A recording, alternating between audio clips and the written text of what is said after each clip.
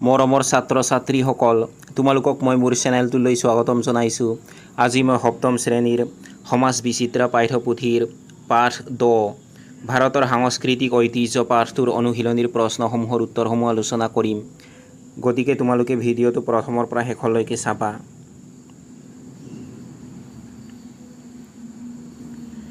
অনুশীলনী 1 নম্বৰত দিয়া আছে তলৰ প্ৰশ্নবোৰৰ উত্তৰ দিয়া। ক নম্বৰ প্ৰশ্নটো হৈছে ভাৰতৰ বেছিভাগ ভাষাৰ মূল স্বৰূপ ভাষাটো কি? তোমালোকে উত্তৰত লিখিবা ভাৰতৰ বেছিভাগ ভাষাৰ মূল স্বৰূপ ভাষাটো হ'ল সংস্কৃত।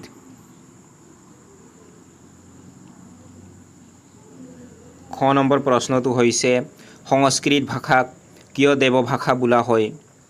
তোমালোকে উত্তৰত লিখিবা প্ৰাচীন ভাৰতৰ ধৰ্ম, দৰ্শন আৰু প্ৰাচীন জ্ঞানৰ মাধ্যম হোৱাৰ বাবে আৰু বেদ, উপনিষদৰ দৰে বহু গুৰুত্বপূৰ্ণ ধৰ্মপুথি সংস্কৃত ভাষাত ৰচনা হোৱাৰ বাবে ইয়াক দেৱভাষা বুলি কোৱা হয়।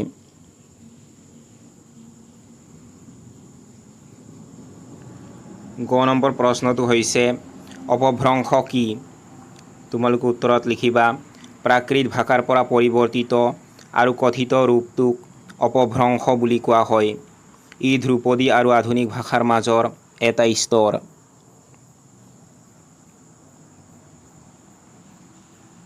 দুই নম্বৰ প্ৰশ্নটো হৈছে সংগম সাহিত্য কাক বোলে? এই সাহিত্যৰ অন্তৰ্ভুক্ত মহাকাব্য দুখনৰ নাম লিখা। তোমালোকে উত্তৰত লিখিবা প্ৰাচীন দক্ষিণ ভাৰতৰ তামিল ভাষাত ৰচিত সাহিত্যক সংগম সাহিত্য বুলি কোৱা হয়। এই সাহিত্যৰ অন্তৰ্ভুক্ত দুখন মহাকাব্যৰ নাম হ'ল শিলাপথিকাৰম আৰু মণিমেকলাই।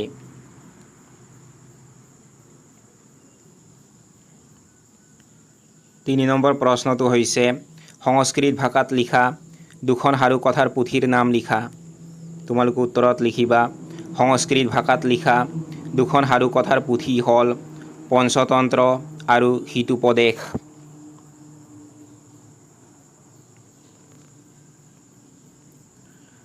অনুশীলনী 2 1 নম্বৰত দিয়া আছে তলৰ প্ৰশ্নবোৰৰ উত্তৰ দিয়া। ক নম্বৰ প্ৰশ্নটো হৈছে ভাৰতৰ সংগীতৰ মূল ভেটি কি?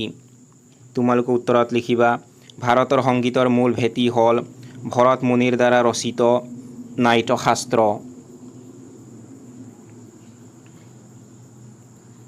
খ নম্বৰ প্ৰশ্নটো হৈছে ভাৰতৰ শাস্ত্ৰীয় সংগীতৰ প্ৰধান ভাগ দুটা কি কি? তোমালোকে উত্তৰত লিখিবা ভাৰতৰ শাস্ত্ৰীয় সংগীতৰ প্ৰধান ভাগ দুটা হ'ল হিন্দুস্তানী সংগীত আৰু কৰ্ণাটকী সংগীত।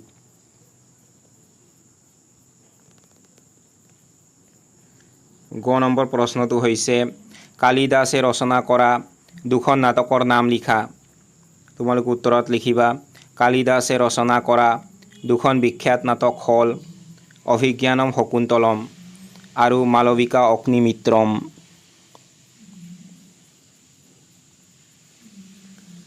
ঘ নম্বৰ প্ৰশ্নটো হৈছে সমৰ কলাৰ লগত জড়িত দুবিধ নৃত্যৰ নাম লিখা। তোমালোকে উত্তৰত লিখিবা সমৰ কলাৰ লগত জড়িত দুবিধ নৃত্য হ'ল মহাৰাষ্ট্ৰৰ মৰ্দানী আৰু মণিপুৰৰ থান্তা।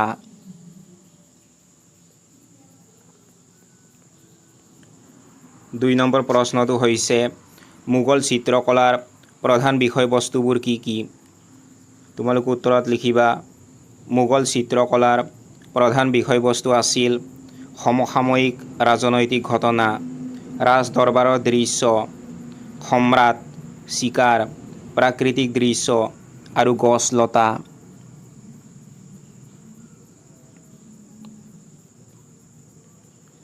তিনি নম্বৰ প্ৰশ্নটো হৈছে সচিত্ৰ পুথি কাক বোলে? অসমৰ তিনিখন সচিত্ৰ পুথিৰ নাম লিখা। তোমালোকে উত্তৰত লিখিবা যিবিলাক পুথিত বিষয়বস্তুক অধিক বাস্তৱিকভাৱে বৰ্ণনা কৰিবলৈ চিত্ৰ অংকন কৰা হয় তেনে পুথিক সচিত্ৰ পুথি বোলে। অসমৰ তিনিখন উল্লেখযোগ্য সচিত্ৰ পুথি হ'ল আনন্দ লহৰী, গীত গোবিন্দ আৰু কুমাৰ হৰণ।